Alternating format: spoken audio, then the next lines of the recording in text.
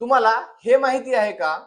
Loan घेताना फक्त अर्जदार नाही तर गॅरेंटर सुद्धा तेवढाच जबाबदार असतो. एका क्लायंट सोबत असाच एक किस्सा झाला आहे.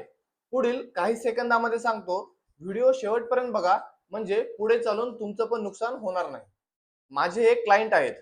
त्यांच्या मित्राला पैशाची काहीतरी अडचण आली आणि त्यांना लोन घ्यावं लागलं. त्यामध्ये माझे क्लायंट गॅरेंटर झाले. लोन घेतल्यानंतर काहीच दिवसांमध्ये त्यांचा मित्र फरार झाला आणि लोन रिकव्हरी वाले माझ्या क्लायंटच्या घरी येऊन बसले. बिचाराला फक्त आणि फक्त गॅरेंटर झाल्यामुळे स्वतःची SIP बंद करून दुसऱ्याचं लोन फेडावं लागत आहे. आता त्यांच्या फायनान्शियल आणि मेंटल हेल्थची काय वाट लागली असेल तुम्हीच विचार करा. त्यामुळे कोणासाठी पण गॅरेंटर होताना अगोदर विचार करा.